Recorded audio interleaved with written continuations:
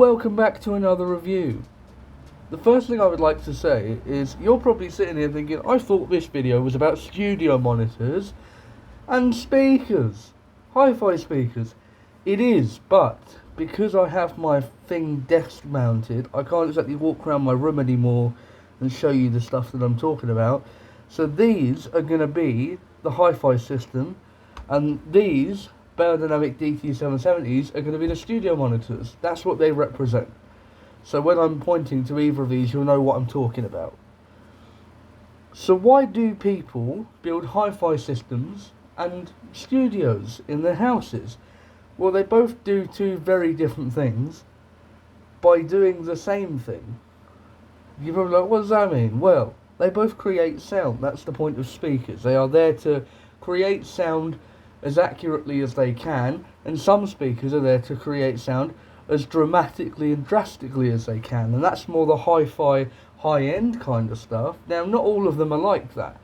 There are many high-end speakers that aren't just there to add dramatic feel to music. Like, I have a pair of speakers, Wharfdale Diamond 230s. They're my big tower speakers. They're massive and they sound phenomenal. Now, they do colour music slightly, but that's something I enjoy anyway.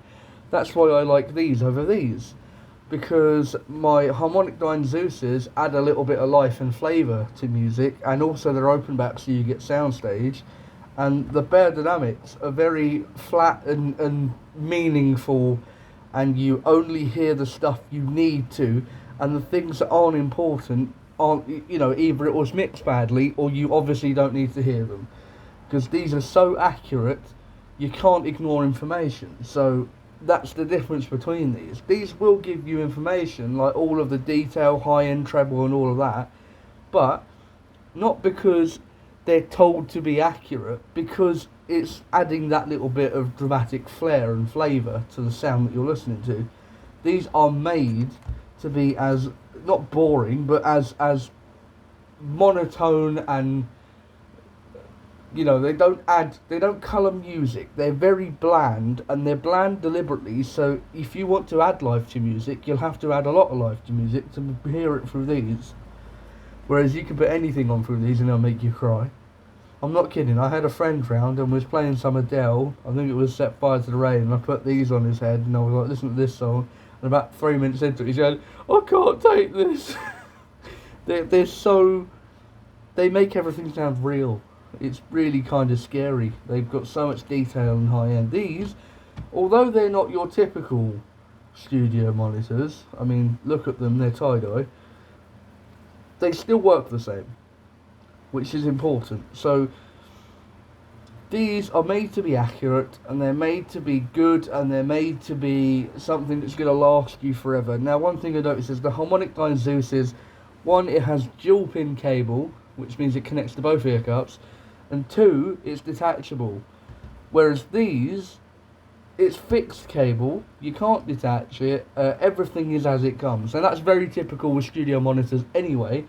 My big T204s and the BX5s and the Adam T5Vs and all the stuff that I've reviewed previously all have a very similar kind of approach, where it's a powered amplifier.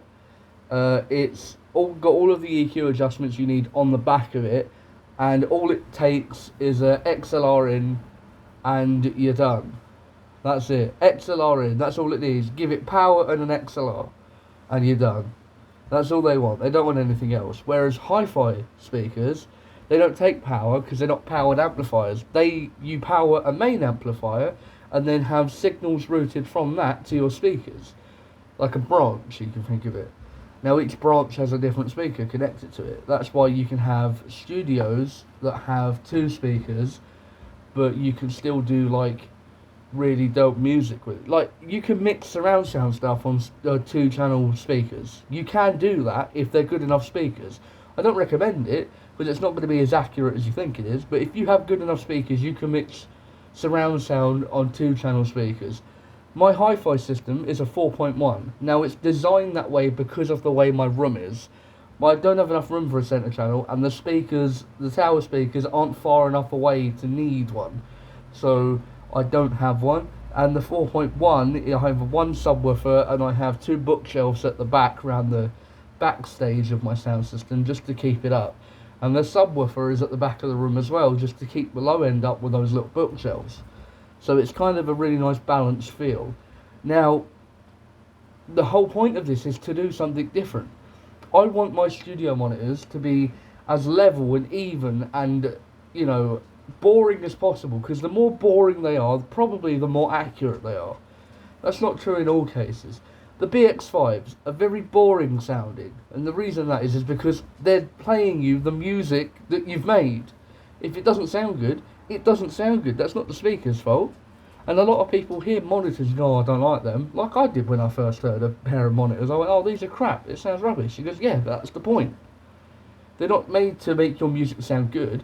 They're made to make your music sound how it sounds. Your hi-fi system is made to make music sound good. That's the point. So, that was my dog howling. So, with my hi-fi system, the reason I have a 5-year-old amplifier that I broke it and bought another one because I liked an amplifier so much. It's a Marantz NR1608. Now, the NR1608 is a very odd amplifier in it can do one of two things. If you modify it, you can modify it to take tubes. Now, that's really cool because you have zone 1 and zone 2.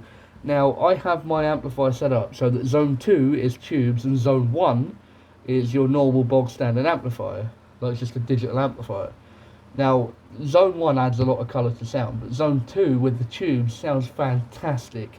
If I'm listening to anything on vinyl, I run it through tubes, just because that's just how you have to do it. It's the law. Like, if you want that good sound that you get through vinyl, you play it through tubes. It's just the way it should be. So that amplifier means a lot to me because half of it's tubes and half of it's solid state, so it's pretty interesting. With monitors, they don't really tend to have different modes for stuff like that. What you get is what you get. What you hear is what you hear. The only way you can adjust that stuff is how you set it up in the room. How well is your room acoustically treated? Because that will massively affect the way your monitors sound. I have a really bad spot for these monitors. They sit in the corner of an alcove, right flush up against the wall. They don't really have any room to breathe, and yet again they still blow my mind with detail, clarity and sound. I don't know how these work. Well, I know how they work, but I don't know how they manage to amaze me like that. Theoretically and physically, you should not be able to push sound outside of a solid wall. Yet again, I hear things way behind these speakers, and I know that it sounds like it's coming from my neighbour's flat. And I'm like, well, that's not possible, because one, there's not speakers in there, I don't think, and two, I can't hear through feckin' walls, so someone explain that to me. And it's the same with my hi-fi system. I have recently acoustically treated my room, so I've got like these massive foam squares on my wall that have got all ridges in it, and they're like pyramids. They look like something the pharaohs built. Yeah, they're pretty cool. And what that's done is completely unbalance my room. I thought it would help. And it hasn't. So I put more up, and then it helped, because it balanced it. So I had to unbalance my room before I made it how I wanted it to sound. So this alcove behind me where my monitor is and all of this stuff, had the whole wall up to where the shelf is acoustically treated, and then a little bit beyond. The reason that is because the shelf, think of it this way, right? If this is the flat wall, and that's the shelf, and then you've got the desk down here, my monitor sits there. So it fires sound backwards, like that, and it spreads up the wall and spreads down towards the desk. Now, by putting that acoustic treatment there, it means it just dampens it out so it doesn't spread all the way, so it hits this wall and just keeps hitting the wall. It doesn't go any further. So you end up with a lot more of a flat sound, which is good. Now, I like colourful music, so for me, it's not always about how flat I can get my music sounding. I appreciate it, but it's not my personal preference. And being as I don't really make music anymore, I don't really care for it. So I can appreciate the amount of effort it takes to get a completely flat sounding pair of monitors, but things that I like to do are make things sound, good. Because monitors, for the most part, they're not impressive sounding.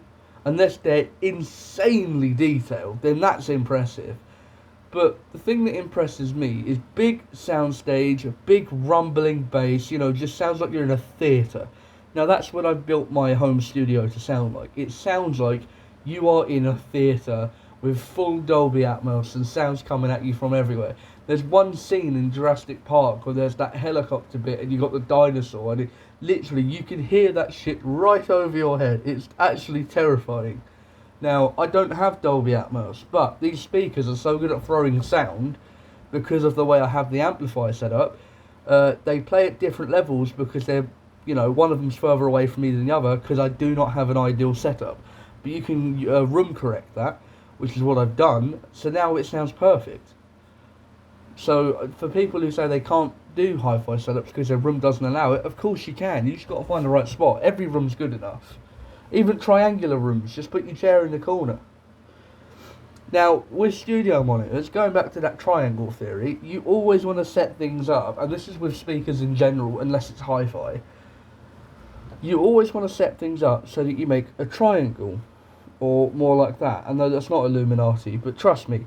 So the reason you do a triangle, on each point, so this is where you would sit, and on each corner of my thumbs is where... So here and here is where the speakers would be, and you always want them to be equal distances apart. So you from the speaker from the speaker, and then the speaker from you. You want them to all be equal distances apart, and that's the reason, the reason you do that is because of law of physics. So if you are far enough away from your speaker, it means the sound that it takes for them to reach each other is the same as it takes to reach you. So it means you get this wave of sound happening at the same time. It, one, directionally balances your speakers, and two, makes them sound fucking epic. That's something that people find really impressive, is when you have something set up right. Now, like I said, my home speakers, my hi-fi system, very hard to do that, and because of that, the correctional balancing I've done with the amplifier, the NR1608, it allows you to do that. And you can do the same with your passive bookshelves, you can do the same with your subwoofer. Like, everything is tuned so that no frequencies cancel each other out, and that's something that people find very impressive, and it also sounds really good. So, back to these are my representation of the things that I was just talking about. I prefer hi-fi. Doesn't mean I don't appreciate studio monitors, studio stuff in general. It takes a lot of work. Now, hi-fi and studio both take a lot of work. Both, in some cases, involve, treating a room, or they involve doing things that people wouldn't think of, like bass traps in corners, or, just adding tiles to your roof so you don't have echo if you've got wooden floors. Things I didn't think of. Luckily, I've got quite a soft ceiling, so although I have a wooden floor, it just bounces up and disappears, which is good. But it also helps that because it's kind of soft, it means once you throw sound up there, it kind of stays there, which is weird. It's part of the whole Dolby Atmos thing, I guess, is the reason you can hear stuff above you is because it just keeps the sound there. So that's kind of cool.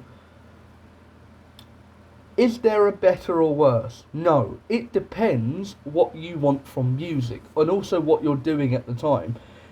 If you are a, studio nutter, and you are in the studio all day, and you want to come home and listen to some music, I would say probably set yourself up some studio monitors. One, because it's what you'll be most familiar with.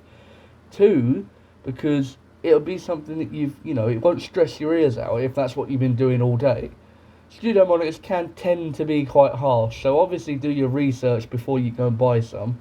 Some that I would recommend, definitely, highly recommend, above pretty much anything else, are the Swissonic T204s. Now, they're the ones that are currently sitting on my desk, and have been since I got them, because I do not want to pull them off.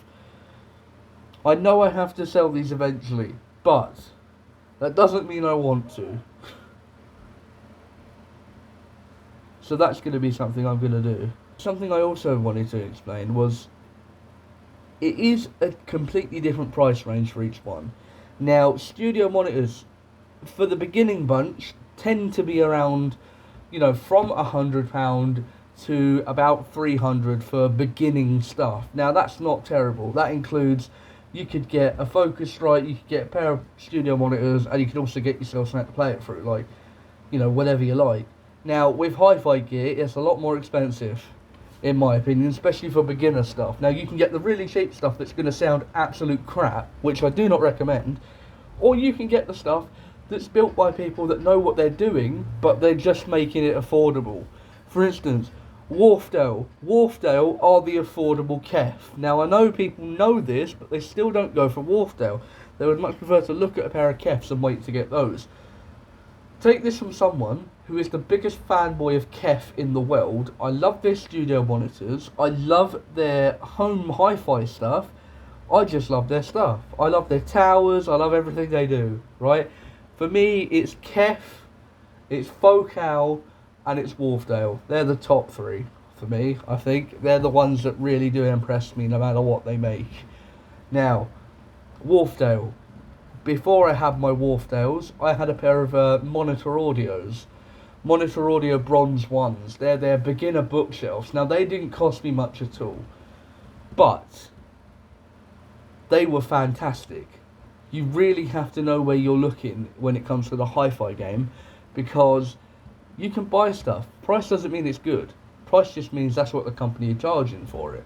Now, you can get some Q35s or Q3500s, right? Or, sorry, Q350s, KEF Q350s, and they're what I was looking at recently.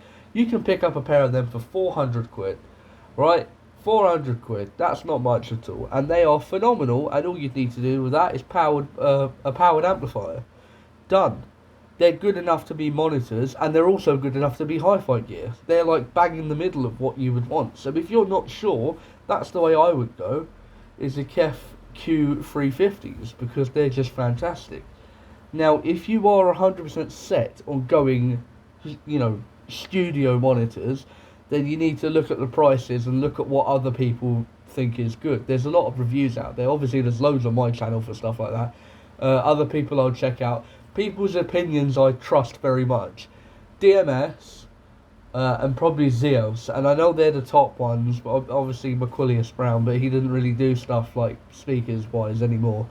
Not studio monitors anyway. I think the last pair of studio stuff I saw him review was the Sennheiser HD 800s or something, and since then he hasn't really done anything else. At least I'm not sure. I've maybe not been paying attention. But Wharfdale, Diamond 230s are the towers. Diamond 220s are the bookshelves.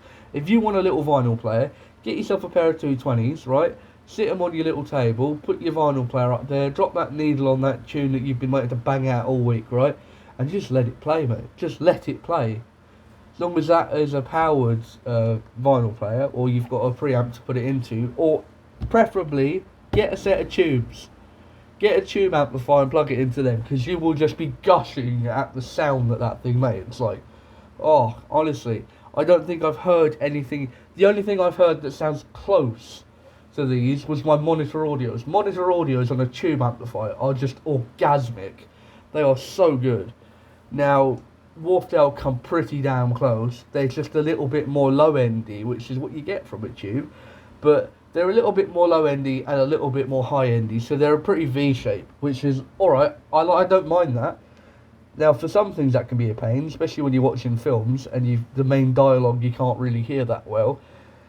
There is solutions to that, like a center channel, which is deliberately designed to be the opposite of V-shape. So they make them so that the center of your room is where all the sound comes from, like all the important bits. It really helps for films. Now, I think I'm probably going to get a center channel, but I need to redesign my setup to fit one in, because right now it's a bit of a mess. I hope this video has taught you something about what way you would like to go with stuff. The simplest way I can put it is hi-fi is dramatic V-shaped goodness, very good on tubes, and very fun to listen to, not something you'd get bored of listening to. Whereas you have stuff like these where it gets very kind of fatiguing after a while, as long as they're not, if they're not done properly. Proper high-end studio monitors can get fatiguing to listen to because they have to represent stuff so accurately. So if someone's got the highs up too loud, that'll ruin your ears. So the takeaway from this video is just try both. Just have a listen. Go to a studio, see if you like the way that sounds. If not, go to someone's home hi-fi setup. Go to Richer Sounds. Ask if they can demo you something. A pair of studio monitors and then a pair of bookshelves and whatever you like. And they'll probably entertain your ideas and see what it is you like. And I think that would be a great idea. Richer Sounds have been fantastic to me. I recommend highly. Now, I think that things that are very important to note are price, because they do drastically change. With studio monitors, even cheap ones are still pretty good. Where it comes to hi-fi gear, sometimes the cheap ones are just an absolute con, and they know they can do that because people don't know their stuff about hi-fi gear, so you really have to know where to look. Like I said, stick with reputable brands. Sony bookshelves I wouldn't recommend, nor Bose, nor anything like that, because they're not true hi-fi. They just jumped in on the game because they saw everyone else do it. So if you want something that is reputable and people aren't going to take the piss at you for it, Monitor Audio makes some really affordable stuff right now. So do Wharfdale. Kef aren't really affordable at the minute, but if you're looking to bring your budget up a little bit, the Q350s, like I said, that would be a great idea. There's also a load of other options out there. There's plenty of channels for you to do this research. Now, if you're looking for monitors, I would say affordability, BX5s, the M Audio BX5 D3s, or Swissonic T204s. They're probably your best bets because they're like the level playing field of what's good. Hope you guys have enjoyed this video. Thank you guys for watching. Be sure to like, comment, subscribe and all that good stuff. I'll be back soon for another video. Thank you guys for watching, and I'll see you next time.